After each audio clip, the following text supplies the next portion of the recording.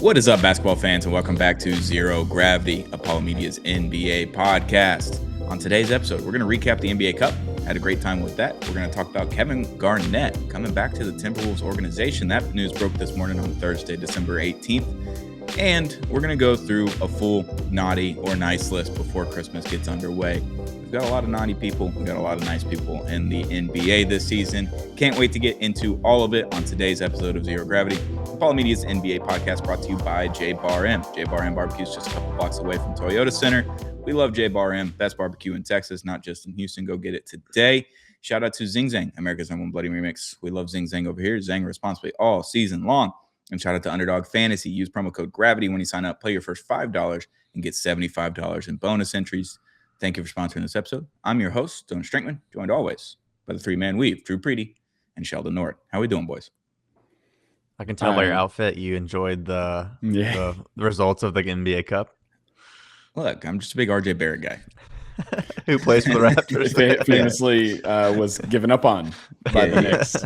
No, I spilled coffee in my lap on my drive-in this morning, so that's tough. So I've been better. I've gotten real fast and loose with the coffee transportation methods. I just totally gave up on putting it in like a thermos type cup with a covered lid, and I'm just a mug in the car guy. That's ballsy, dude. That's tough. That's like you watch Sonny Dennis with the cereal in the car. Yeah. You're just going for it. That's right. Every time I'm not paying attention and I make someone else have a tragic car. So, Are you a mocha kind of guy? What are you drinking? You take it black? Just black coffee. Nice. Yeah. There's an espresso machine and makes black coffee. Fucking nerd. That's crazy. I do have an espresso machine. It was a graduation gift from my family. Yeah. And we've been ripping some shots. But no, this is just a semi-nice coffee pot with our little trade coffee subscription. And I just pour it in a mug, and I have 2 kids, and so I'm not usually done with the cup by the time I leave the house. So full mug. It's just crazy. Full mug in the car. It's not usually full, but that was the problem today. I went to pick it up, and I hit it on the gear shift. Yeah. And it's just, right in the lap. There's no, it's either you're perfectly carrying it in the cup or you're spilling half of it. Yeah. Those are the only options. It's unfortunate. And so on my pants, why don't you do like the tumbler without the lid on it so it cools down a little bit so you can drink it, but it still stays hot? It really has nothing to do. Here's the deal. I'm in charge of doing the dishes at my house. Mm-hmm. Sure. And it's purely efficiency at the end of the day. I'm just the only time in my life where I'm like truly thinking ahead is when I'm deciding to not dirty another dish. I respect that 100%. So you need to get rid of your kids so you can worry about your dishes a little bit more, right? I'm not even going to entertain that as a thought. I'm not even that was gonna a joke. That's my Lucille Bluth. I don't understand it. I won't respond to it. I'm just going to act like I didn't even hear it. That was a joke. All right. Well, without further ado, the NBA Cup. Was good. We were going to talk about it on Sunday. We had schedule conflicts. It is what it is. We're here on a Thursday recording now. The semifinals were exceptional. I would say. Pretty super fun. Pretty dang good. I think the Knicks Magic game was a little gross, but the fourth quarter kind of sounds about right though. But that checks out. A little gross basketball. Had fun. OKC and the Spurs though.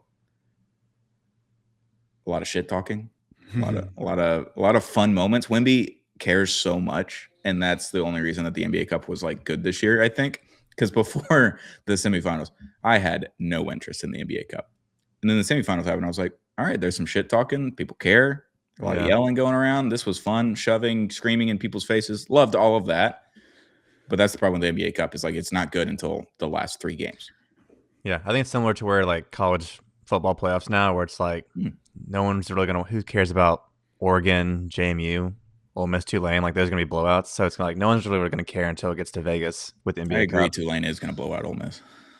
Yeah, I'm sure you do. It's Tulane. Marriage. Come together. It's Tulane and New Orleans. Yes. Okay. Sure is. This is insane. I'm so sorry to everyone who out there who talks like that against their will. Have you seen Basement Yard on TikTok? These guys that have been doing this podcast for ages. It's not a thing. It very much is. It's these 2 New Yorkers, and one of the guys is a father, and that checks out. They were talking about something, and he goes, "Yeah," and I'm putting it in my ass blender, and they're like, Just like he was talking like normal voice and went right into the baby voice. And everyone's like, what just happened here? So that moment just happened to us. That was great. Had a great time with that. I don't even remember what Tulane. Something about Tulane. So good. Yeah, Tulane is That's what I'm going to call them for the rest of their postseason. So this weekend. I hope it lasts one more weekend. It'd be great. It would be funny for the vibes. You got it. There's something else in my coffee. That's why I was spilling coffee, it, dude. Yeah, I had the Irish coffee this morning. It would be funny just for the chaos and the vibes. Who would they play in the second round? Would it be Georgia? Yeah, I think it is Georgia actually. Is it? Yeah, I don't know. Yeah. How'd you like that? That one would be one of the biggest wins in your university's history, and then you get boat raced or high speed race. I don't know, whatever kind of racing Georgia's doing these days. Lots of things. But the moral of the story is that OKC can't win the big one. That's what they're saying now nowadays. They can't win the big one. They're washed. They're washed. Last year losing the finals of the NBA Cup, and this year losing the semifinals of the NBA Cup. Are they getting worse? Are they regressing? People are asking. People are not. Who'd they lose to last year again? Giannis and the Bucks, baby. Doc Rivers saved the season for about 2 months. That's right. That's when we had hope still. That was a fun time for the Bucks. Yeah. Yes, I love that the Bucks we all collectively. Oh, dude, it's incredible. What was very funny is when they signed the third Antetokounmpo brother or whatever that they brought on to their G League team or wherever it was. And we all joked like, oh, they're pulling out all the stops. Turns out that is exactly what they were doing.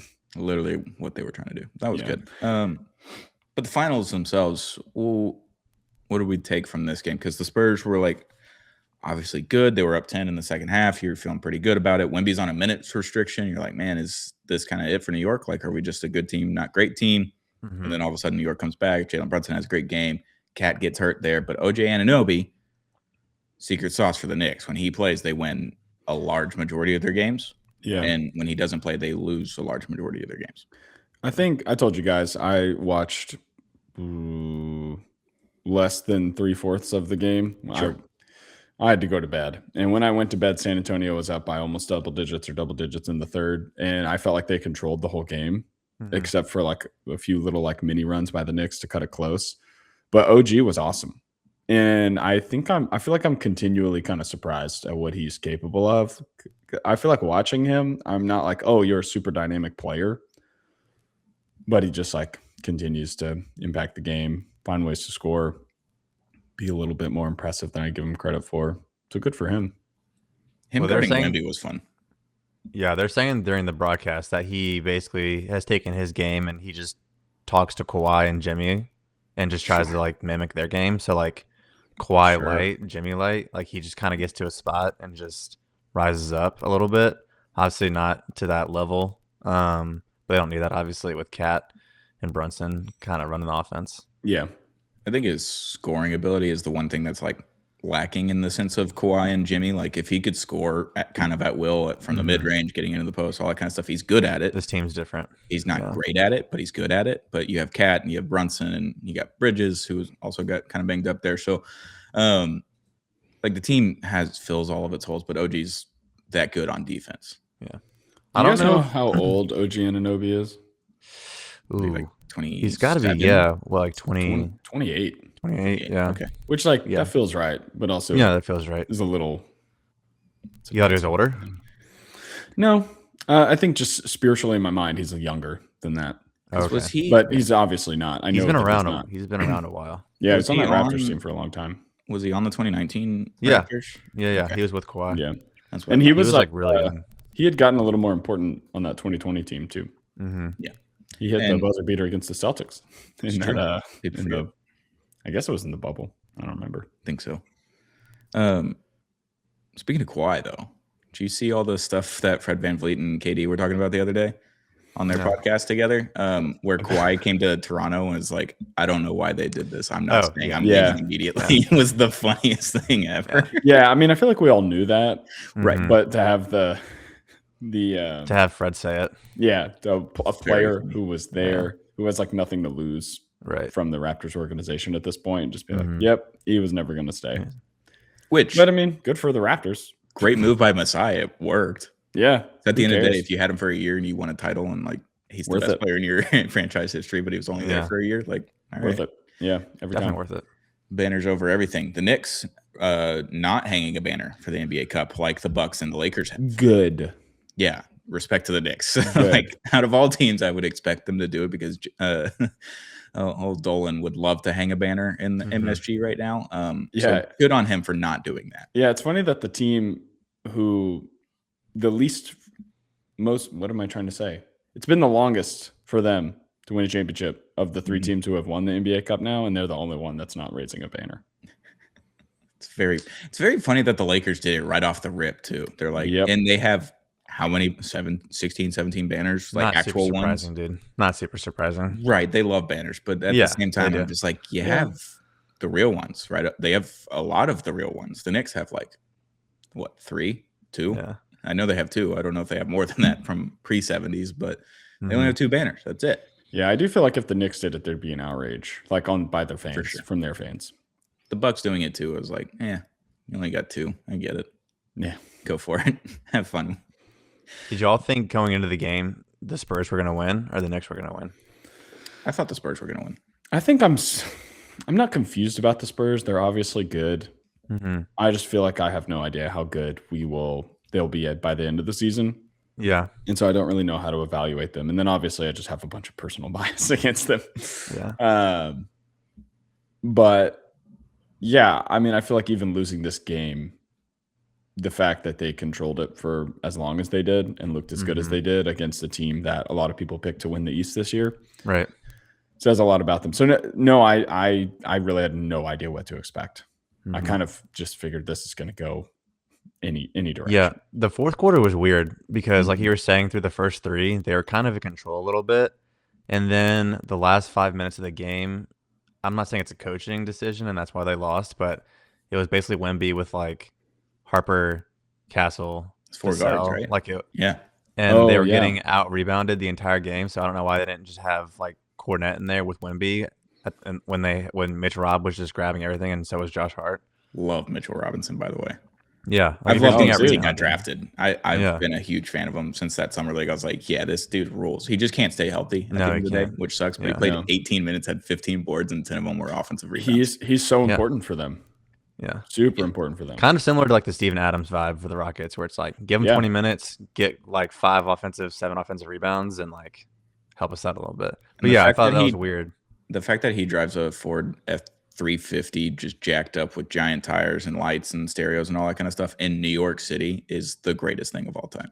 Where does he go? He's a true Southern boy. I don't know how he gets to the street. It's just incredible. Destroying, just absolutely obliterating whatever's left of the ozone layer above New York City. He's just a true Southern boy. His carbon footprint is going to be the size of a Tyrannosaurus Rex. I love Mitchell Robinson. He's the best. His TikTok is great. His complaining about the locker room music is very like, I'm 60 years old walking through a department store and don't understand why they're playing Ariana Grande is like, it's hilarious to me. He only listens to country music. It's the best. Respect. Sure. For him. He's love what you love, I guess. Yeah. I think he's from Lafayette, Louisiana. So completely checks out. Got family close to there. Yeah. He's a true Southern boy, little country guy.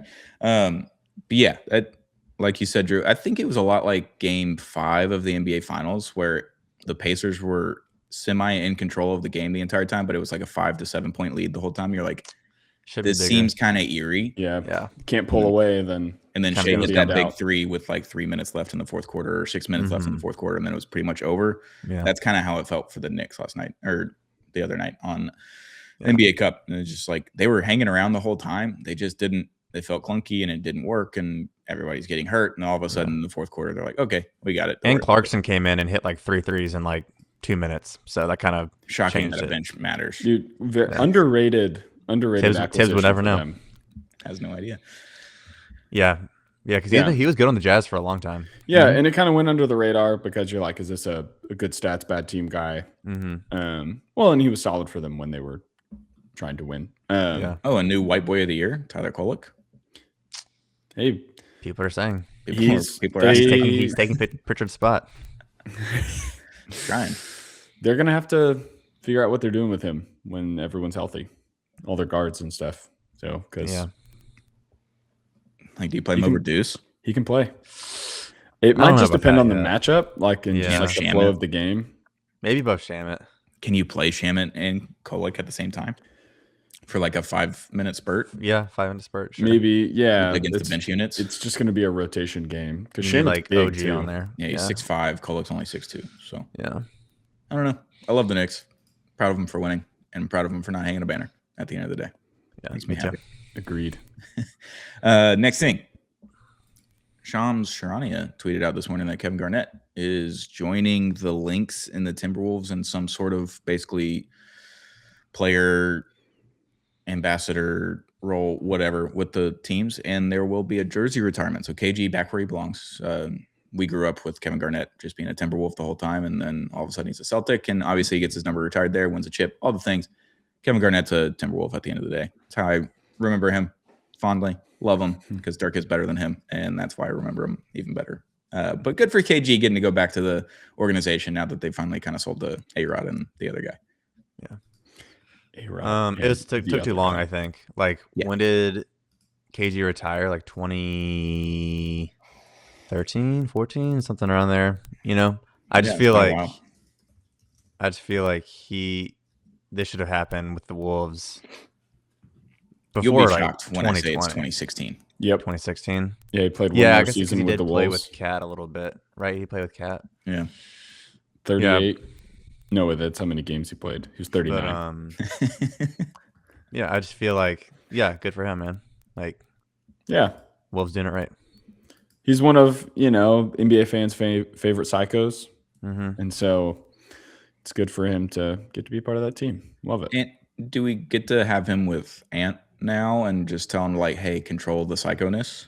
Like, this is an on-court thing, not an off-the-court thing. Teach him the ways. Kind of get him, like, hey, start banging your head on the backboard here, or on the padding of the goal. Like, yeah, let's just do some of this and a little bit of this. Just be a psycho on the court, maybe not off the court. Thoughts? Like, maybe we could fix Ant Edwards here. I don't know. Yeah, I think KG is probably a pretty good role model in that aspect, where he really honed it in, like when he was playing, and even in practice, people would say in practice he was a psycho, right? But yeah, I think whatever help Ant can get, because this team, I think, is, I don't know, not disappointing, I would say, but not where I think we all thought they would be. They're weird. They painted themselves into a corner with some of the moves that they made. Gobert trade. No one liked that when that happened. Gave up too much. Cat trade, where both teams are kind of like upset about it. Yeah, they've just got a lot of money locked up in a few players in the positions that they really need to shore up. It's going to be really hard for them to fix that. Well, they could be in the situation of what the Cavs are, where everyone just kind of sucks now. They can't shoot threes anymore. Chemistry issue. Like, it's the same team except for Jerome's not there anymore, and they brought in Lonzo, and like Lonzo blue guy, Ty Jerome. People are saying like they can't shoot threes anymore, and then Evan Mobley never took like the giant jump that everyone thought was going to happen. He's just a great player. He's not. Shocker. Been hurt. Imagine being wrong about Evan Mobley peaking early, and then you give Jared Allen a giant contract extension that's going to kick in next year, where you're already in the second apron, and he's jumping $10 million in salary. That might be the worst one. That is probably the worst of it all. Darius Garland breaks anything on his body at any moment in time. Yeah. The Garland thing is sad.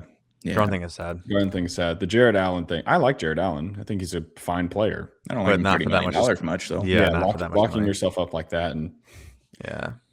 So, like, the Timberwolves could have done that and kept Cat and kept their roster together and just gone into the second apron with the team that they were going to the Western Conference Finals with. And they did it again last year, obviously, but last year seemed a little fake-ish. Like, they need Dillingham. Yeah, Dillingham just doesn't exist. Yeah, I mean, they're playing Bones now. Like, and Bones has been okay. Bones has been all right. Bones didn't play for like 3 years. But yeah, I don't think they were expecting to have him play this much. Bones Highland went from like, oh, this is an interesting player on the Nuggets to like awesome. Journeyman. Then he went to the Clippers and just never saw him again. Yeah. That was fun. Yeah. Is he the one that has the Bleacher Report meme that's like, I'm not gonna lie, I have no idea what's going on about the NBA Cup explanation or something like that? I think everyone was like that. I think Steph Curry did that in one press conference as well. Yeah, probably. Which is honestly strange to me. Like, if you've watched any sport with group play, I feel like it's not that confusing. Yeah, I think you're overestimating how much other sports these guys are watching. Yeah, probably. With group play specifically. Yeah. Not watching a lot of they're watching international NFL, soccer, or not even international soccer, tournament soccer. If they're not watching the NFL, they're not watching literally anything else other than basketball. So it's kind of tough. But, welcome back, KG, to Minnesota. Good for you. Before we get to our naughty or nice list, let's get to Underdog Fantasy. Underdog Fantasy, use promo code GRAVITY when you sign up. Play your first $5, get $75 in bonus entry. It's fast breaks, buzzer beaters, block parties are back with Underdog, and it's the best place to get in on all the action. Underdog is where you put two stats together, like, say, Anthony Edwards gets with Kevin Garnett, and Kevin Garnett's like, hey, you do this. Anthony Edwards, his stat line for points is 24.5. You hit the higher than on that. He hits 25 points. You win that one. You put that together with another stat, hit higher or lower on it, and you can win up to 5,000 times your money if you get all the picks correct. We love Underdog Fantasy. Use promo code GRAVITY when you sign up. Play your first $5 and get $75 in bonus entries. That's promo code GRAVITY. Underdog, make picks, win money. Must be 18 or older, 19 or older in Alabama, Nebraska, 19 or older in Colorado for some games, 21 and older in Arizona, Massachusetts, and Virginia. Impress it in a state where Underdog Fantasy operates. Terms apply. See assets.underdogfantasy.com/web/play and get terms _DFS_.html for details. Offer not valid in Maryland, Michigan, New Jersey, New York, Ohio, and Pennsylvania. Concerned with your play, call 1-800-GAMBLER or visit www.ncpgambling.org in New York. Call the 24/7 HOPEline at 1-877-8-HOPENY or text HOPENY 467-369. That's Underdog Fantasy using promo code GRAVITY. Play your first $5, get $75 in bonus entries. Thank you for sponsoring this episode. It is officially time for Naughty or Nice. It's the Naughty or Nice list. We're a week away from Christmas now, officially, as we're recording this. And we've got an NBA Naughty or Nice list. Do we want to just alternate between Naughty and Nice, or do we want to start with Naughty or start with Nice? Great question. I think whoever has the most passionate about, talk about that. Okay. Naughty. What we could have done? We could have sent these all to Stone and made him power rank them. Ooh, irrespective of Naughty or Nice, and he could just read them off to us. Sure. And then whoever put it can explain it. But just let it rip, Stone. I feel like you got something you need to say. I mean, it's the easiest. So that Drew doesn't steal yours. It's a layup. It's a layup. Go ahead. It's Nico Harrison. We're still here. Okay. Yeah, no, we're still gonna. The naughtiest person of all time is crazy. You gotta throw it in. Nico Harrison. That's an easy one for me. Will he be on this list in 5 years? Into perpetuity. Just keep bringing him back. Depends how good Cooper Flag gets. Okay. Just the weeks go by and Cooper Flag scores 42 points in a game again. The less naughty Nico gets, the better Cooper gets. The more distant of a memory Nico Harrison becomes in my brain. So keep going, Cooper. Keep going. It's Robert E. Lee has been in the news lately. He has. I saw your tweet. Yeah, because of a statue being taken down and replaced by someone else, which makes perfect sense to do for a trader. But the Nico Harrison thing is going to be like so much history is going to pass that eventually people are going to become like true devout Nico Harrison truthers. Oh yeah, to where they try and like that's a good take. We already that's a great take. Yeah, so they're going to be like, but I mean, like it's going to get like deeper and crazier and more. It's going to get more conspiracy theorists and all these things. And what's going to happen is like the Lakers are going to win a championship, but someone is still going to be like, but. Remember when Flag. But Nico was really honorable and brave whenever he did something dumb. He did what he was convicted in. Yeah, that's right. He really believed in trading Luka. He stood by his beliefs and his people. Anthony Davis played a total of 63 games for the Mavericks in 4 years, but the vision he really was thought there. he'd be good. Luka has won 5 championships with the Lakers. Kyrie left for LA. He has this 10 summer after he signed a statues. deal. We're just gonna have all these things happen. Yeah, it's gonna be tough. So yeah, Nico Harrison. That's a great naughty one. Kicking off the naughty list. So whoever wants to go next and follow that one up. I got plenty to go. So can I just? I think this is another person. Okay. Wemby's been weird lately with his quotes. Have you seen all these quotes? I love this because I hate Wemby. I mean, I don't hate Wemby, but I've been on this train for 2 years. It's one of those things where it's like the young and upcoming player everyone loves, and then he starts saying some stuff, and then he maybe doesn't win as much as people thought he was going to win, and people start turning on him a little bit. Well, when he are you talking about the ethical and beautiful game? Yeah, well, so after they beat the Thunder, he's like, yeah, well, I'm glad that the Spurs basketball plays ethical basketball. When he also said flocking the last 3 minutes of the game. Yeah, he also said, what was it? Yeah, some people are built for this and some aren't. To a team that literally just won the championship like 5 months ago. Nothing like talking your talk in a single elimination tournament. I know, like what are we doing? And then before the Knicks game, RIP to his grandmother passed. Yes, we didn't know that before the game either. We didn't. So. But he also had the quote where he was saying that the Knicks don't play sophisticated basketball. And this is before the game. I'm French and I'm sophisticated. So shut up, dude. I don't know why he's. I fell into the lap of one of the most sophisticated organizations. Yeah. Well, I think it also is like he was with the monks for a long time, and I think he was just like, now I see everything. Well, my hate. I'm seeing on multiple planes now. Yeah. My hate for Wemby started his rookie season when he went far into the out of bounds during a shoot around warm up thing against the Mavericks and tripped on a Mavericks trainer. Oh yeah, they're like handing balls out to the guys, and he's like, that guy needs to be fired in his press conference. Afterwards. So as soon as that happened, I was like, yeah. And he also called for the athletic or the trainer that puts the jerseys together for him because they misspelled his last name. That's 400 letters. Like, sorry, we missed one, pal. He called for those two people to be fired, and immediately since then, I was like, you need to fuck off, dude. Like, I don't like you anymore. Yeah, that feels very French of him. Yeah, very. So I've had Wemby's back on the reading a book before the game thing because Stone thinks that's like the dumbest, most nerdy thing ever. But all these. What'd you say? It's the LeBron thing. But it's not, because LeBron has been on page 1 of the Malcolm X book for 10 years. Like, I don't think he's even gotten to the point in the Hunger Games where Katniss has been taken into the games. But he's had the book. I think Wemby is genuinely reading the books he has because some of the ones he's carrying around, you don't do that for clout. Sure. Anyway, these quotes are too far. Yeah, I just don't know why. I mean, he wants to poke the bear, sure. Like, which is fine. All for that. 20 whatever and 2. So yeah, I think it's like, I love it when guys will puff their chests out. Yeah, but they got to back it up. Brag on their own team. Well, even like, I don't mind if a guy's just like talking reckless, gets shown up, and just has to live with those consequences. Dylan Brooks with the Grizzlies. Do it again. But even Josh. Yeah, but even like star players. Yeah. But when it's like you're calling another team's integrity to the game kind of into question, that's just like, it's the holier. It feels unprofessional. It feels like it's going to an unprofessional level a little bit. Yeah, the holier than thou kind of attitude is like, you're not like morally superior in the basketball world because you guys pass more. The game's been going on for 100 years. What are we talking about here, pal? Yeah. Like, I would want him to back it up because it does remind me a little bit of Ja saying like, we're fine in the West. And like that quote, incredible moment, comes back to haunt him all the time. Yeah. And if Wemby, if they don't win one playoff round, even if they win 2, people are gonna be like, okay, you won one playoff round, like that's it. That's all you got? We've seen the Timberwolves here for the last 2 years. We don't think about them very often. He's gotta win. He is very quickly going to be in the like, I don't care about him unless he wins a championship. For fans, that's how they're going to view him because he's been talked up so much, very reasonably so. He is awesome, but when the talking starts to happen too, you're up in the ante, and so I don't think we got this from LeBron. Yeah, go and talk. Yeah.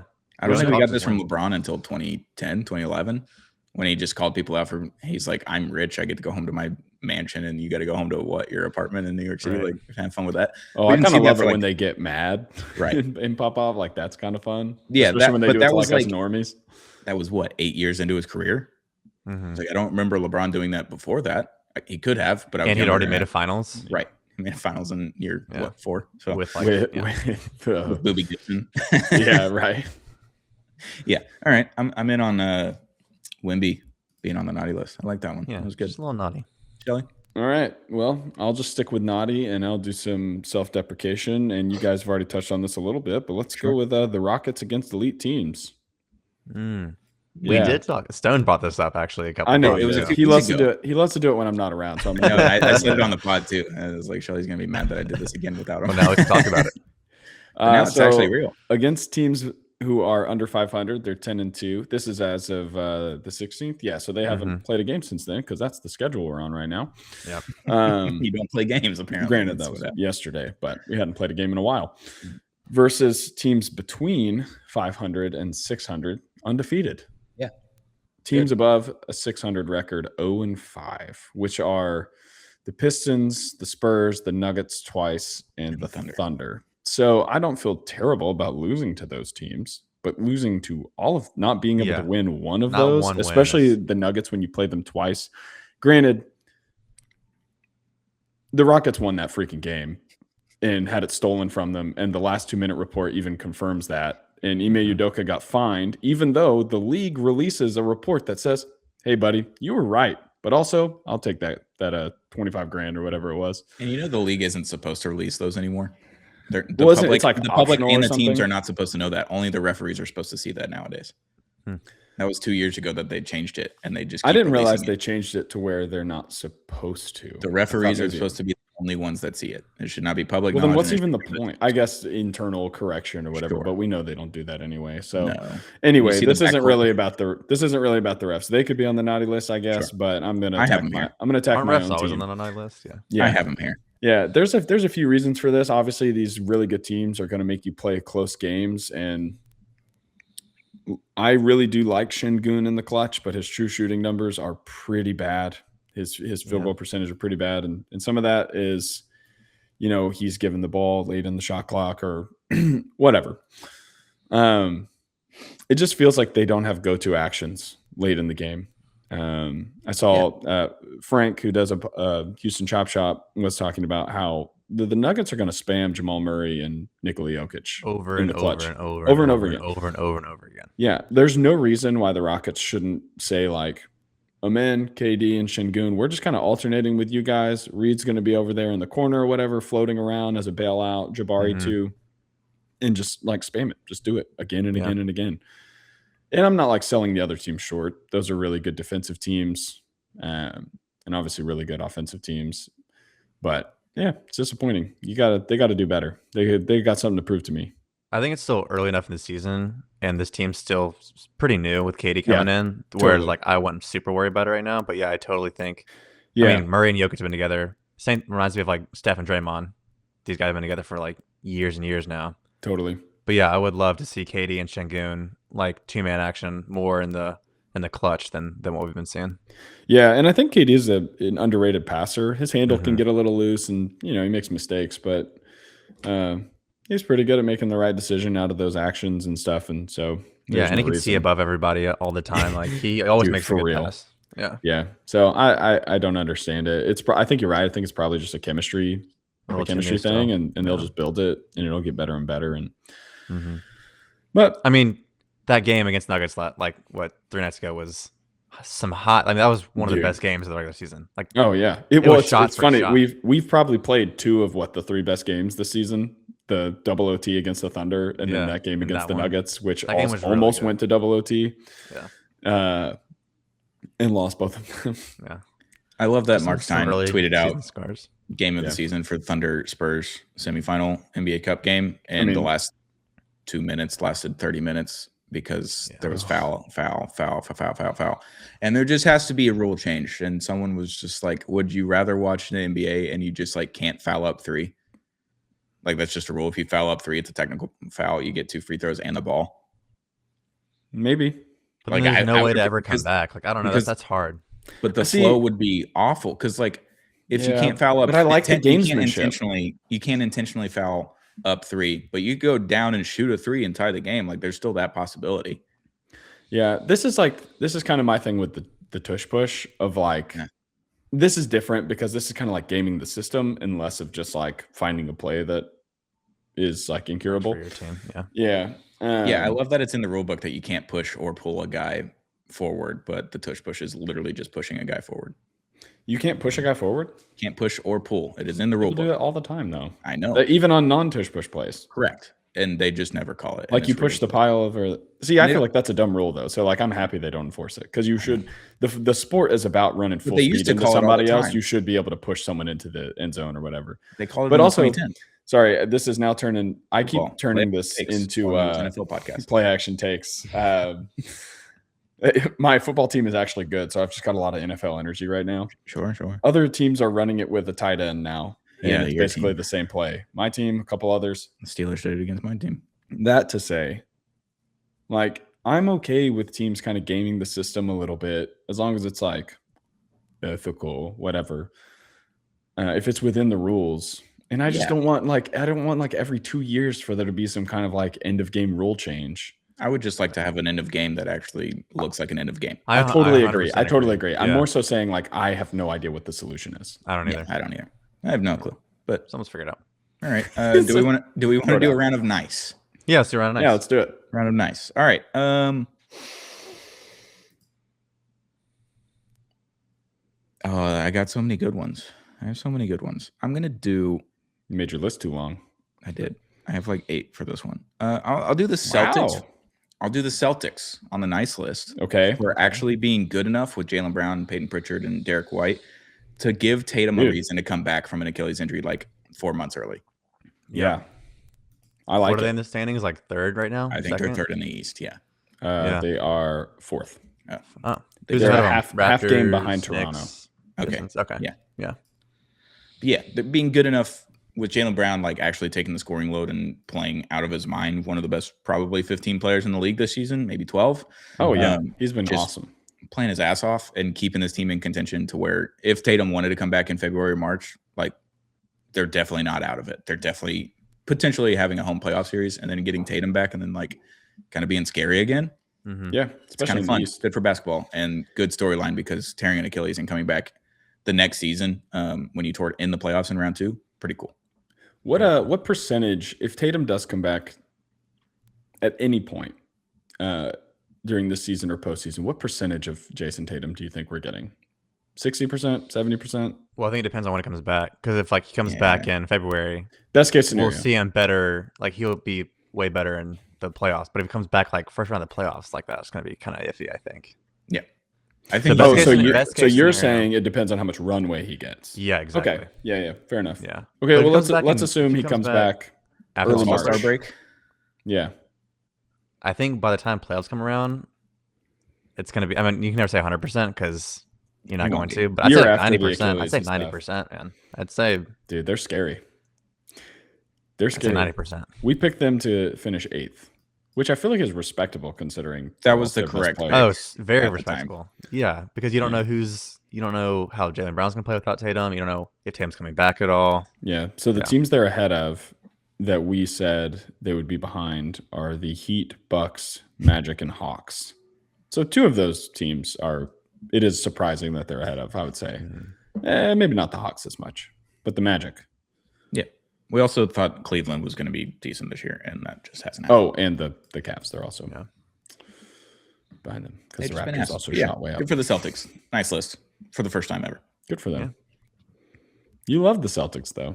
Apparently. Been talking about them a lot recently. Look at me go. I like Jaylen Brown. He's on my fantasy team. Keep watching. That's why he's on their nice list because he's on your fantasy team. My nice person for this round, Jalen Johnson, dude.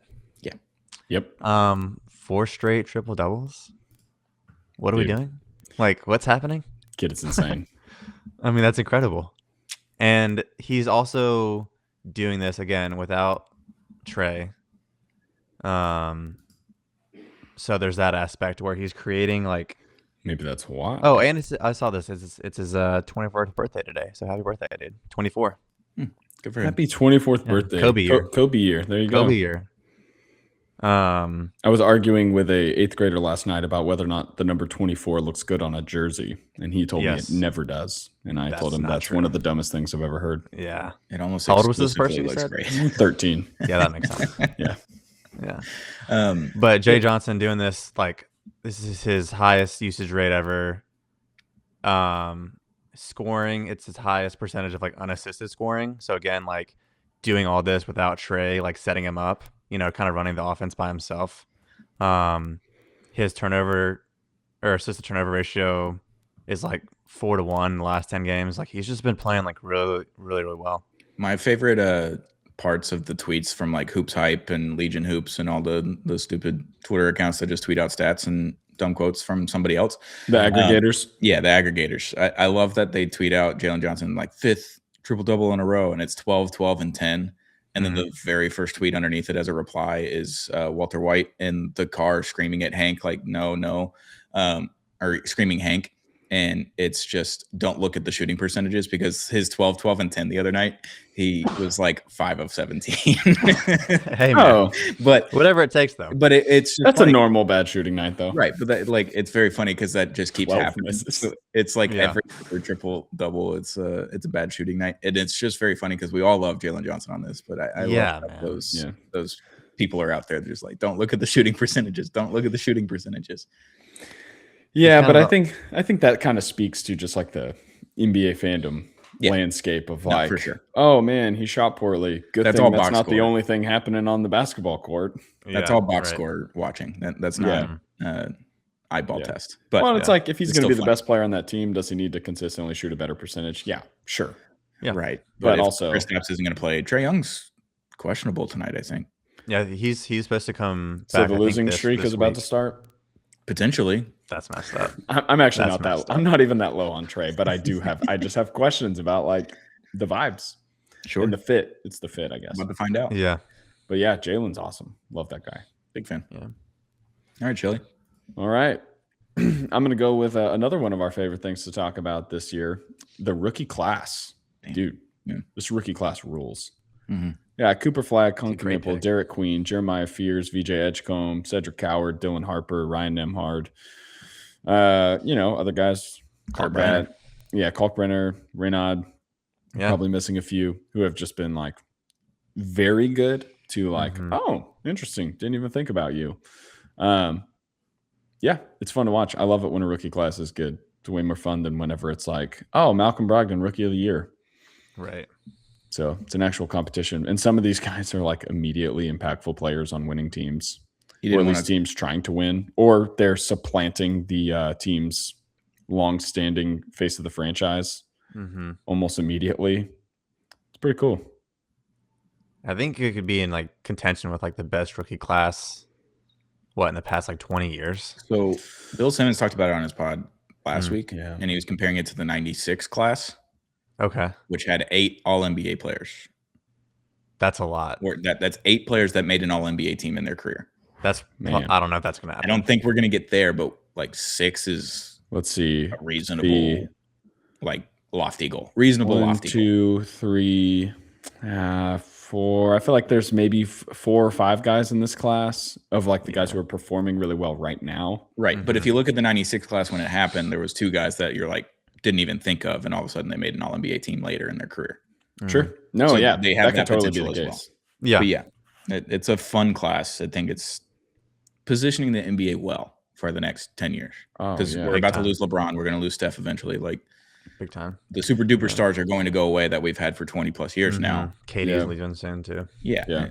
And it's like a smattering of positions too. Like you've got forwards, guards, centers, like kind of everything, and they all do a little bit of everything.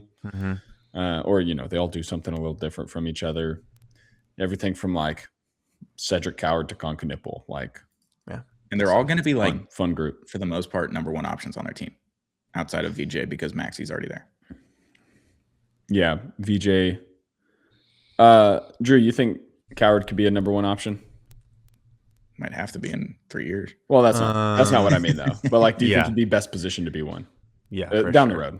Yeah, I think so. I mean, he was like very, very early in the season was just coming off the bench, and now he's already getting starts. Yeah. I know that's because we have a lot of players out with injury. The Grizzlies do. But yeah, I think he definitely has like. I'm gonna save my hot take on Coward probably for a later pod if he keeps this trajectory going. But I see a lot of another player's game in his game, but I'm gonna save it for a little bit. Okay. it's But he's Jokic. I think. Can we stop? Yes, with agreed. the Queen Jokic stuff, dude? It's not the same. It's just not. like any player. It's a 2025 version of Jokic Boogie. is like totally fine. Like I can see similarities. They're both like bigger European, not super athletic white guys that do actually play similar and like have these little like float shots, drop shots, spin a lot. They shoot similar. The Queen comp, we gotta stop. Queen is a 2025 version of Boogie Cousins. Sure, as long as it's not Jokic, we gotta stop. It's not Jokic. I like Jokic, and he's obviously being political when he does it. But every time they ask him about Şengün, he was like, "Stop calling him Baby Jokic. He's Şengün." Yeah, and he's trying to like give props to another player. Like he's got his own identity. But like that's how I feel too. Like they play similar enough, and I think what it is just like we in our fandom brains don't know how to grasp the idea of a facilitating center being like a more prominent role that some guys are having. So it's like Jokic is the first one we've seen, at least in a while, do it at a super elite level. And now they're just kind of popping up everywhere. So we're just comparing him to everybody. Yeah, because everyone's saying Jokic is like one of one, but Bill Walton was Jokic in the 70s. Yeah. That's what he was. He was a facilitator that could score and rebound and play defense. Like he did all the things that Jokic is the modern iteration at an elite level. And so he's just everyone's being compared to him who's remotely similar. It's like every, 6'7" to 6'9" big man, or not big man, but forward who's hyper athletic being called the next LeBron. It's like just Zion was the next LeBron. Paolo. Justice Winslow for a second. People were like, Paolo was always weird to me. Justice Winslow. I wanted him to be good so bad. Yeah, I did too. Loved him dearly. And dude, what a guy. I bet you did. And what Shelly said for the nice list, I had Cooper Flag, the 76ers running a 4-guard lineup, mainly because of their rookies. Rookie, Con Knipple, and Derek Queen. So that kind of all falls into your rookie class. Yeah. That's separate ones. Just love them dearly. I mean, a lot. Did you say Dylan Harper? It's annoying how good he is. The Spurs don't deserve the really good grace that they've been. He is nice, but he's on the Spurs, so he can't go on my nice list. He might go on the actual nice list, but he's not on my nice list. Man, it's frustrating. I've told you guys about my friend who texted me, Con Knipple's not a pro. He also was like fucking Keith, very anti. Yeah, he was very anti the Rutgers kids. He's like, why are they being touted so highly? They can't win a game. I was like, half right. There's like 10 to 14 guys who are going to play on the court. So maybe it has a little bit more to do with the fact that they chose to go to Rutgers and not so much with how much of winning players they are. Yes, Stone, but also like if Ace Bailey goes somewhere else, maybe not called Utah. I think there's still there's something there. Ace is going to be fine. Yeah. Hope so. Give him some time. I just love that Cooper went for 42 and Ace Bailey found out with 7 points the other night. And that guy that tweeted out before the season started, he's like, Ace Bailey's going to be a better player than Cooper Flag this year. Ooh. This year? Yeah. On like tough. October 14th of 2025. That guy all of the Cooper Flag contrarians need to have a wall in a museum just so we can always refer back to like all those crazy outlandish trying to like call your shot. Yeah. He's good, turns out. All right. Back to Naughty. I have a few here that I really like. We've already talked about this team a lot this season, but I have to bring it up. They're the second most naughty team / person on my list. It is the Clippers for circumnavigating the salary cap with the aspiration deal and sending Chris Paul home during his retirement tour. I had the Clippers as well. So I'm gonna get ahead and kind of like two sides this. I had on the nice list CP3's PR for the Clippers departure. Ooh, that's good. And that's how really good. How zag. Yeah, there's I like that. Everyone except for Clippers fans are like coming to his defense and being like, you don't treat him like this. I don't care how much of an a-hole he is. Do you see the report that he was trying to do some team bonding with a Halloween in the Rams suite and all that kind of stuff? And like Bradley Beal and Zubats were the only ones that showed up both times. I know. Yeah. It's like good teammate Bradley Beal. Didn't see that one on my bingo card this year. Yeah, right. We've been accusing him of being the bad vibes guy. Turns out maybe it was KD all along in Phoenix. Well, honestly, the more apparently Kawhi is like one of his loudest defenders, one of CP3's, which the subtext to me there is that James is on the opposite side of that argument. Yeah, it did end poorly in Houston with those two guys. It did. Yeah. As much as I wanted it in Houston to just be like assumptions, the more time goes by, the more you're like, they hated something each other. happened. Yeah. Well, I'll tell you what happened. Chris Paul got mad at James all the time, and then James didn't like that. Yeah. 30 for 30 in 15 years can be fun on that one. Yeah. Yeah. All right. But yeah, Clippers easily on the naughty list this year. Yeah. For When do we every think- reason under the sun. When do you think the punishment's coming out? Bill Simmons is convinced it's going to be right around after the All-Star Christmas. break. No, Yeah. he said right after Christmas. The day after Christmas is what he said, like 5:30 Friday afternoon So I guess he said News drop. before the All-Star game. Yeah, I I would would believe assume that. it has to be. That's what They're going Adam to try to Silver hide said. it. I think they're going to try to. I'm surprised they're not Bury doing it during Christmas because it's like, oh my gosh, this is happening, but we have all these fun Christmas too Day much shit going games, on. so we don't Oh, care. that's crazy. Like, Luka versus KD. yeah. But then they'd have to talk and about it on also ESPN Kawhi all is not day Clippers long. anymore. They couldn't do Yeah. it on Christmas Day. It'd have to do it like after halftime of the last Yeah. game. Yeah. Remember At when like 11:30 Kawhi? Central. Remember when Kawhi basically wasn't on the Clippers last year, and they had one of the best records in the West for a lot of the season, and were pretty good. Then he came back and they weren't. And now they've got this huge Kawhi cloud over them. Now they have another CP3 little baby cloud off to the side. Unbelievable. Yeah, I just can't believe they've got this incredible new stadium, and the vibes could not be worse. It's the coolest thing ever. It's the classic Clippers, dude. Yeah, honestly. They have the coolest stadium in the league, and they just absolutely suck. Unbelievable. Okay, I just watched this movie with my 2-year-old. Mickey's Once Upon a Christmas. Have you ever seen it? No. Oh, it's like little Christmas short stories, but Mickey and Aspiration, Minnie isn't it? Mouse. No, Mickey and Minnie Mouse are both trying to buy each other really nice Christmas gifts. One for like a pocket watch, and the other one's harmonica, and they end up trading. Minnie trades in her pocket watch or whatever, and Mickey trades in his harmonica to get each other corresponding gifts that go with the thing. And it's like this nice, sweet story about how like, oh, what matters is what we were willing to sacrifice to get something nice for the other person, blah, blah, blah. But the idea of like you traded in this really nice thing or like you were trying to get something really nice for someone like a la your fans, but then you ended up making this like crazy big sacrifice that is going to ruin you. That's what's happening to the Clippers right now. That's the end to it, though. Okay. Yeah. Do it, Tom. But yeah, they have to have a decision before the All-Star break because that's what Adam Silver said preseason when they started the investigation. It was like, we will have a decision before the All-Star break. Yeah. So if he doesn't, and then can I just go ahead and put Adam Silver on the naughty list? You can do whatever you want. Go ahead. Just go ahead and do it. You're the He's host. on mine. He's on mine. This Same is a new ad. He would have been on mine if I could have thought of like some more specific things, but I was making this list in the car yesterday. What he said before the NBA Cup final was that there's no obvious decision to make in the Terry Rozier thing. Oh yeah. When both Charlotte and the NBA knew that Terry Rozier was already under investigation and chose not to let Miami know, and then chose to let the trade go through all the way, the easiest, most obvious decision here is to revert the trade and give Miami their pick back this year, and they can trade Terry Rozier's contract. All is well, all is good. That's the easiest decision, and he is the commissioner. He gets to make the decision.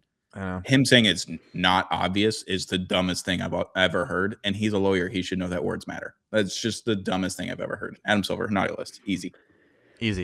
I mean, Yeah. that decision, the Rozier decision on top of the aspiration decision, like Stern would have had this done before the season started. Like Clippers, guess what? Oh, You lose yeah. some first round picks, and Kawhi's not on your team anymore. There'd be dried blood if take your Stern first round takes pick back, and Rozier, you're banned from the league. Like it's not that hard. I don't know why Tombstones would have already been he planted. I don't know why he can't make a decision. Like you're in charge. You're the guy. He's like looking around. He's like, who's supposed to do? You're supposed to do this. You're the only guy that can have. We're the all trying to decision here. figure out Yeah. who did this. Yeah. Exactly. You're not. Yeah. Oh my god. It's the SpongeBob meme of him looking around and the wanted The sign wanted with him sign on it is behind right him. behind him. Yeah. That's I good. just wish he would. Or no, or decide. man, there's so many examples. The Garfield one where Yeah. it's like the sign with Garfield with like a sign through it over the lasagna, and he's like, "Oh, I wonder who this is for," Yeah. because cats can't read. It's like the Simpsons one. These kids would be mad if they could read. Yeah. No, that's King of the Hill. King of the King of the Hill. Hill. Yeah. Those kids would be really mad. If they They could could read. read. Gosh, dude. It's upsetting, honestly. Like Oh, dude. I miss David Stern every day. I used to think Roger Goodell was the worst. No, man, It's Gary Bettman, but Who's that? NHL. Okay, that's what I was assuming. Of the three sports people watch in America, It's Manfred. like you know what? That sounded way more snarky than I meant it. Of like the three No, most I get watched it. sports in America, they are like having a competition to see who can be the worst commissioner. It's tough. the tweet, the meme that they're all having a mid off right now, but it's all three of them, and they're These all girls having a mid-off. disaster off.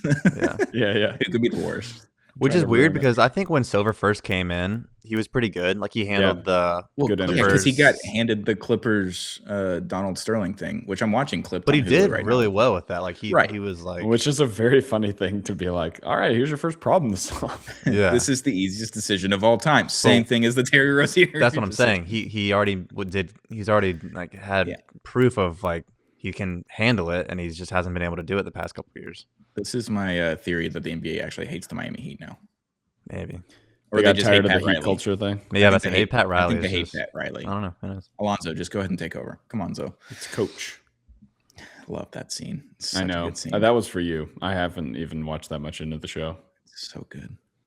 It's like one of the last episodes. I think I saw the house party basketball one-on-one game with Magic and whoever that guy was in like the first episode, and I was like, I'm good. One of my buddies actually played Kevin McHale on that series in season 2. Wow. Shout out Andrew. Yeah. Rockets legend, Kevin McHale. He's 6'9". It's kind of an easy role for him when Yeah. you're a white guy with dark hair and 6'9". You can just pretty much be Kevin McHale on any show you want to be. So good for Andrew. Good for him. That's sick. All right. I don't know where we've lost because I interrupted everyone because I had to put Adam Silver on the naughty list. Yeah. You did. That's I fair. think it's He was on Drew's turn. All right.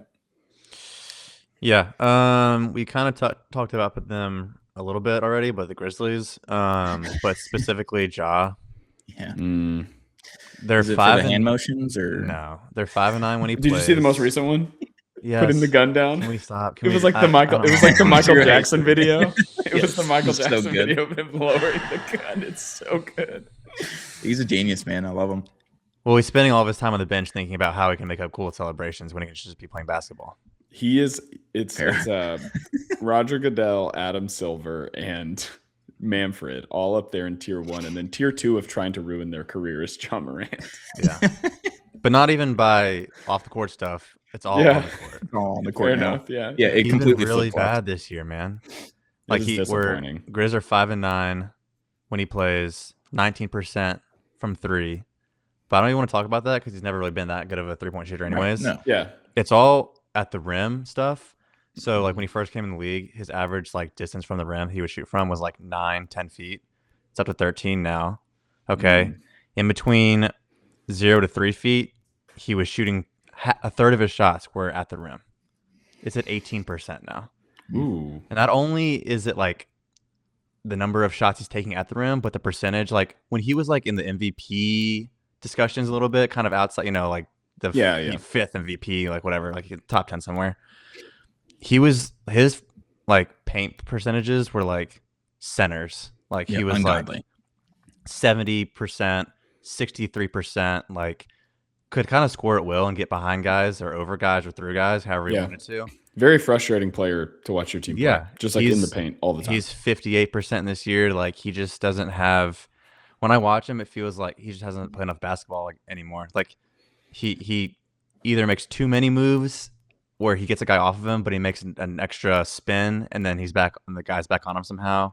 And then he jumps and he throws the ball away, or he tries to dunk over somebody that he shouldn't because he knows at this point, it's just, I don't know. He has 3 dunks this year. And I'm not saying that he should be dunking the ball more because that kind of gets him in trouble where he just doesn't know how to land. And he's also too light, I think, at this point. We've realized that he's not LeBron. He's not dunking on somebody and being able to land safely. I think He Reed kinda Shepherd takes has more hits. than 3 dunks this year. Yeah, so it's Pretty just sure Luka does too. it's Well, just he's sad. 6'8", so Also didn't dunk at all for the last 2 seasons. well, because Yeah. he barely played. Yeah, I mean, he played 50 Yeah, he played a games good bit last year. Played 70 the year before, but yeah. I'm just saying. No, poor guy. Did it to himself. Poor Drew. I feel more bad for you. I feel like Yeah. I don't feel bad for Ja because it feels mostly self-inflicted, kind of. a Well, little the bit. injuries. I mean, the are not injuries too, self-inflicted. but also That's it's like definitely not. it's scary because he hasn't had like a major. I mean, he did have like shoulder, like a labrum surgery. He also has had his he got hurt in the playoffs last year with the hip and stuff, but Right Fedor ACL, staring out that's the Fedor. window. no Achilles. Like he hasn't been anything crazy. But his something. percentages are still dropping this hard this year. I don't know. I don't know what's going on. T. Morant, blaming him Yeah. for being courtside for every game. He lost his joy, to quote this show's favorite player, Jimmy Butler. I hope he finds it. Just zero gravity all-star last year, Jimmy Butler. He just was on here far too much. Yeah. My turn? Go for it. I don't want to talk about Joe. I was going to say the schedule for Naughty, just with the NBA Cup and stuff like that. I feel like we've kind of talked about it, and just for the sake of time, I'm going to go to my last nice one. Well, honorable mention, nice. Sure. Lacob responding to the fan. Yeah, that was good. That was Did you good. see that, Drew? Props to him. He'll probably never do it again because the guy posted it on Reddit. The fan was like posting about how mad he was about Butler's shot attempts and stuff like that, and all these things. And Lacob was like, "I promise you're not as frustrated as I am. We're trying to figure it out. There are all these reasons. He blamed all these reasons to consider." Yeah, he was like, coaches' decisions on who's playing and stuff like that. And he was like, "Jimmy is not the problem. Send." Oh, yeah. And then the guy screenshotted it and put it up online. Okay. It was so good. Which is like, who wouldn't, you know? Right. Yeah. No, immediately. Also, I think he did it like under his own name. So like maybe a burner. I don't know. But my actual answer for nice is all the rebuilding teams who stood pat over the past few years. So Rockets, Pistons, Spurs, and then mostly the Magic. Because I think those picks that they gave up for Bane are relatively inconsequential. I hope they will be. And then I said maybe the Raptors because they did the Pirtle deal and then they did the Ingram deal. Do they count? Because they gave up their first round pick 5 years in a row. That's what I'm saying. Like they have like their homegrown guys. I guess they traded OG and Pascal for they did did some smart rebuilding / tank moves. Okay. And then they've got Scotty. So they're like a maybe. They're like in the bubble for me because they have Pistons made some good. like That's go for it moves. But yeah, Pistons, Rockets, I think are the main ones. And then the Spurs obviously like are standing pat.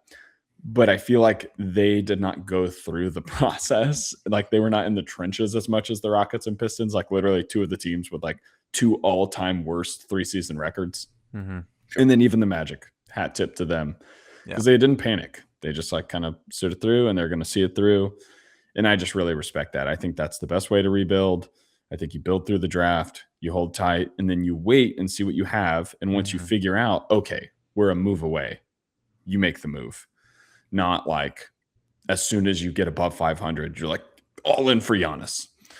And then all those teams are really good right now. So what do you think the Wizards' rebuilding strategy is? Pray. Whatever Josh is texting them to do on a weekly basis. They should get Josh in the room. Did you say Trey or trade? Pray. I do think they're we talk about them too much probably. They're in an interesting position. They have like interesting players. I don't know. Need to trade good the players whatever they have can are. get for Middleton Yep. and CJ. Someone's gonna want them, like coming off the bench. Like, so I don't know. The Kings maybe. That should happen soon. Those feels like players the Kings would trade for. Starting lineup of CJ, Middleton, Levine, DeRozan, Sabonis. Playing team? Oh man, Might be.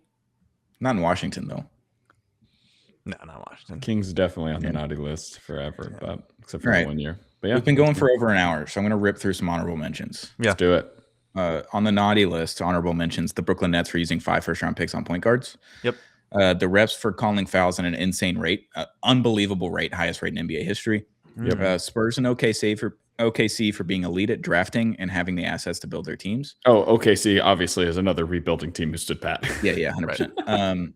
The next one on the naughty list is the Chicago Bulls for making me slightly believe 5 games into the season. And the last one on the naughty list for me, honorable mention, is Chauncey Billups. Yeah. I got an honorable mention for the nice list. The Cam Johnson, Michael Porter Jr. trade. Ooh. Worked out for both teams, I think. That's on my Cam was on my list for nice. Cam numbers are obviously not Michael Porter Jr.'s because he's not just given free reign to shoot as often as he wants, but he is impacting them positively. Well, last 10 games, he's second on the team and overall plus minus behind Murray, actually. So like he's the last 10 games and he's averaging like 15 points a game, 50-45 shooting splits. Like he fouls 10. He's kind of finding his role in that team. Yeah. Is MPJ the new Kyle Kuzma in Washington scenario? Better. He's better than Kyle Kuzma. Well, yeah, but the new version of that. Kyle Kuzma's never been as good as Michael Porter Jr. is right now. I understand. You're saying good stats on a bad team. No, I know. I just needed to make sure that we said that. Yes, good no, stats, I agree. bad team. Yeah, good stats, bad team. Doesn't right. care to get traded. Yeah, likes right. Where he lives. Likes his contract and gets to put shots up with no pressure. Likes getting to be the star of the show. I think so. All right. I've got some nice honorable mentions. The ghost of David Silver for rigging the lottery for me and Cooper Flag getting to Dallas. Sure. Yeah, because I'm not letting Adam Silver take the credit for that. Giannis for being the trade target drama this season. I had this in July. People forget. Did you mean David Stearns? Yeah, David Stern. I said Silver. David Stern, the ghost of David Stern for rigging the lottery. Giannis for being the trade target drama this season. That's going to last the entirety of the season through the trade deadline and probably into the offseason. It's been going on for a year and a half. So had it in July. People forget. The Pistons for taking the leap, and the Pacers ethical tank. Yeah, all in a nice list. This is an ethical tank by the Pacers. We should have mentioned that 100%. Because if they get a top 3 pick in this draft with Halliburton coming back, well deserved. It's going to be similar, not the same as the Spurs doing that with Duncan and Robinson, but it'll be similar vibes for sure. Yeah, well, getting their pick back before Game 7 too. Yeah, I still don't understand how that works. You can trade picks. You can just trade picks whenever. You can trade picks during the playoffs. That's so stupid. I think it's just for the draft coming up is my guess. Mm-hmm. Like they're like, yeah, it's an early trade players in work, basically. Right. Sure. Point. It's just weird to me that there are rules that don't apply, apparently. Yeah, it turns out. Sometimes. Yeah, right. I like this list. I think we killed it. Good stuff. All right. Ho, ho, ho. Anything else? Ho, ho. Merry Christmas. Are you guys Santa people or are you Father Christmas? Santa. I feel like this is like a trick question. It's not. Both are fine. Neither. Father Christmas is just very European. Oh, okay. Santa is like an American version of what's the German? The Dutch Sinterklaas. Okay. Well, Germans do Father Christmas, but are you talking about Krampus? Yeah, Krampus. The bad guy, the evil Santa. Okay. Krampus. Yeah, we had a German exchange student live with us. And did you have to do that? No. She just did Santa with us. She didn't feel very passionately about it either way. She told us that they would be, it's folk tales, European, really like Central European thing, folk tales about like if you're on the naughty list, someone's going to come out of the Black Forest and kidnap you and take you into it. And I think that may have been Krampus that she was talking about. Yeah. Devastating. It's like horrifying. Yeah. Be a good kid then. It's not like the Grinch. It's not like the Grinch. The Grinch is going to take my presents away. And stole a kid. The Grinch stole a kid? Cindy Lou Who. Is that in the Jim Carrey version? Does she like stow away? I don't remember. They go up the mountain together. Oh. Yeah. With the dog, Max. That's not in the original story, though. Whatever. Fucking nerd. Jesus. Well, I have a 2-year-old, Stone. I'm not watching the Jim Carrey one with him. I'm watching the 1956. I watched that one when I was 4. What did we talk about? Yeah, 4. 2 years. 2 years then. He's not going to remember anything from 2. I probably watched it when I was 4 too. Isn't that crazy? I think that was the year that came out. We were both 4 years old when it came out. We are just so much more conscious of what we will let children watch now, in a good way, in like the best way. That like it's like every generation gets like more aware of like, oh yeah, maybe kids shouldn't watch people fighting each other. Maybe not. I don't know. I'm going to let them watch Malice in the Palace at like 5 years old though. Nice. That's different. Like, it's real. You're showing them the weight of consequences. That's a documentary. That's good. That's good on you. We're going to watch 30 for 30. Sit them down at 5 years old. Watch the Mouse at the Palace. All right. That'll do it for Zero Gravity, Paul Meany's NBA podcast, brought to you by J Bar M. J Bar M Barbecue is just the best place to get barbecue in Texas and in Houston. Got free parking, great drinks, and great barbecue over at J Bar M Barbecue. Shout out to Zing Zang, America's #1 Bloody Mary mix. They got blazing Bloody Mary mix, michelada mix, margarita mix. They got it all. Ready to drink cans. They got the mix. It's the holiday season. Go stock up on some Zing Zang before Christmas and New Year's. We love Zing Zang, Zang responsibly all season long. And shout out to Underdog Fantasy. Use promo code GRAVITY when you sign up. Play your first $5. Get $75 in bonus entries using our promo code GRAVITY. Thank you for sponsoring this episode, boys. Thanks for hopping on. And we'll be back on Monday or Tuesday. I think I'm going to put it out Tuesday, closer to Christmas. We're going to do a Christmas Day preview of what's going on Christmas Day for the NBA. So you can get a couple days to listen to that before Christmas Day hits, where we have basketball starting at, I think, 12 Eastern time. So that's going to be great. It's a long day of basketball. Can't wait to get into it on Zero Gravity. Boys, thanks for joining. Hit that subscribe button if you haven't already. And we'll be back very, very soon with another episode of Zero Gravity, Apollo Media's NBA podcast. Bye.